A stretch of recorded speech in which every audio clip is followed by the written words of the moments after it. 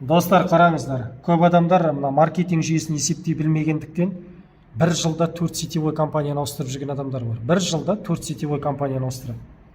Неге? Өйткені ана компанияның басы болып алайық дейді, оның компанияның манағы подушка безопасностьын қарамайды, маркетинг жүйесін есептей білмейді, продукты, сыры, шикізат өзінен шыға ма, шықпай ма, оған мән бермейді.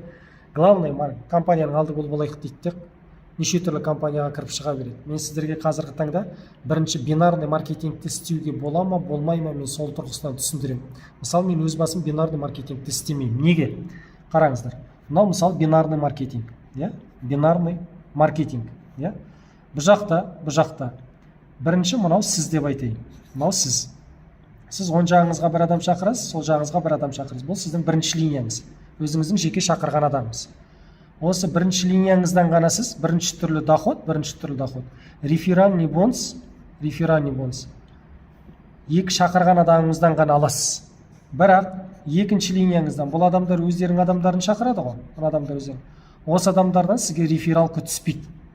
Сондықтан бинарный маркетингте реферальный бонус разовый, одноразовый, то есть бір-ақ рет қана түседі. Түсінікті ғой. Екінші түрлі доход командный бонус, демек бинардан түсетін доходты айтамыз. Бинардан түсетін табыс. Ол да разовый, бір-ақ рет қана түседі, то есть одноразовый. Неге? Өйткені бинар біріншіден тепе-теңдікті күтеді.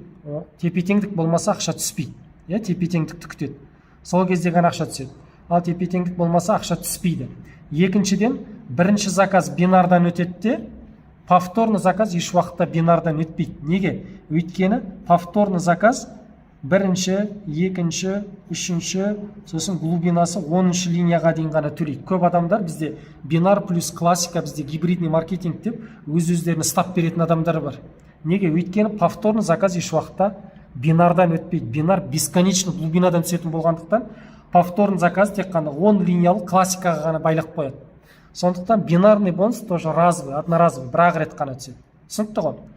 Үшінші түрлі доход матчинг бонус, чека деп отқан, тоже бинарный маркетингті разовый, бір-ақ рет қана төленеді. Повторный заказдың барлығы 10 линиялы классикадан түсетін болғандықтан, повторный заказ еш уақытта бинардан өтпейді.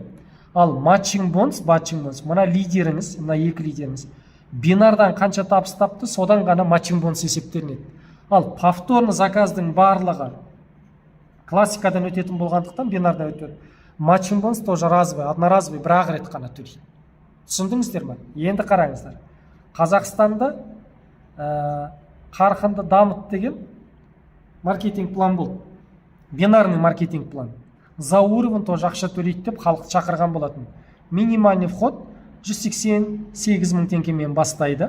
Бірінші түрлі табыс 188 мың теңгемен тіркеген кезде реферальный бонус тек қана 3% береді, 6 мың теңге ғана төлейді. То есть екі адам шақырдың, тоже 6 мың теңгеден 12 мың теңге тек рефералкадан түсті. Бірақ бинардан равновес тепе-теңдіктен 12 мың теңге бинардан түседі, и за уровень 38 мың 400 теңге түседі. Екінші уровеннан 24 мың теңге бинардан, и за уровень 38 мың 400 теңге түседі. Үшінші уровень 4 адам оң жақтан, 4 адам сол жақтан, за бинар 48 мың теңге түседі, за уровень 38 мың 400 теңге түседі. Осындай маркетинг жүйесі болған. Мен сіздерге салыстырып көрсетейін. Ары қарай 8 адам болған кезде бинардан 96 мың теңге, за уровень 38 мың 400 теңге төлейді. 16 адам болған кезде бинардан 192 мың теңге төлейді, за уровень 38 мың 400 теңге төлейді. Осы реферальный бонусын қосқанда, бинарын қосқанда, за уровень қосқан кезде общий табатын табыстары 574 мың теңге ғана. И то мен оның командасын идеально өсіріп жатырмын. Тепе-теңдік дәрежелерді беріп жатырмын, за уровень беріп жатырмын. Бірақ екінің бірінде команда бүйтіп тепе-теңдік дәрежемен өспейді. Мына жер түсінікті ғой сіздерге. Мынау бинарный маркетинг. Енді қараңыздар. Мен классикалық маркетинг Джимон Групп корпорациясында істеймін.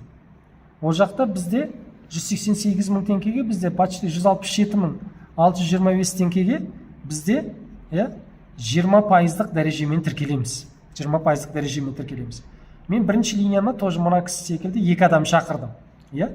Олардың әрқайсысынан бірінші линиямнан 20% алдым. 2 адамнан шақырдым, әрқайсысынан 25 мың теңгеден мен получается 50 мың теңге табыс таптым. Иә? Екінші линияға келген кезде мен 10%-тен төлеймін. Өйткені арасында 10% бізде разницасын төлейді. Екінші линияда 4 адам болады, әрқайсысынан 15 мың теңгеден, то есть 4 адамнан маған 60 мың теңге табыс түсті. Ол маған түсетін табысты көрсетіп жатыр. Үшінші линиядан да 10%, иә? 8 адам тепе-теңдіктен 120 мың теңге тек қана реферальный бонустан түсті. Төртінші линияға келген, тоже 10%, разница ол кезде мен мына жерде 30%, 40% дәрежеде боламын негізі.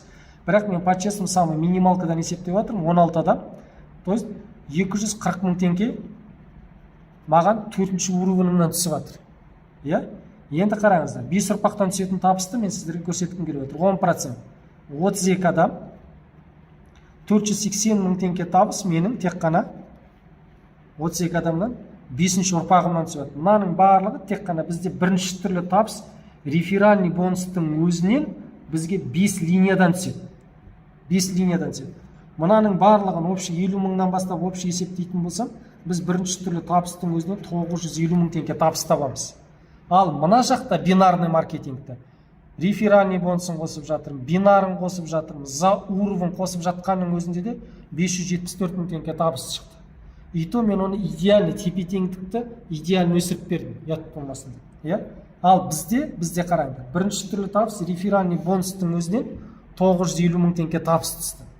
Осыны жаттап алыңыздар. Достар, әріптестер, үлкен команда құрып, үлкен деңгейде табыс табамын. Кәдімгідей тұрақты түрде 10 жыл істейтін маған маркетинг план керек десеңіздер, дәл осы Джимон Груп корпорациясын маркетингін толыққанды разбор жасап тыңдаңыздар. Менде YouTube каналда қазақша Джимон Груп маркетинг план деген қазақшасы бар. Соны толыққанды анимационныймен түсіндірген маркетинг пландар салыстырмалы түрде қараңыздар. Бүкіл қаладан қазіргі таңда сетевой маркетингпен айналысқан мықты лидерлар керек. Есептей білген адамға цифр адамды еш уақыт алдамайды. Түп санаңыз, санай білетін түп санаңызға осы маркетингті санаттырыңыз. Сол кезде ғана дұрыс шешім қабылдайсыз. Бол.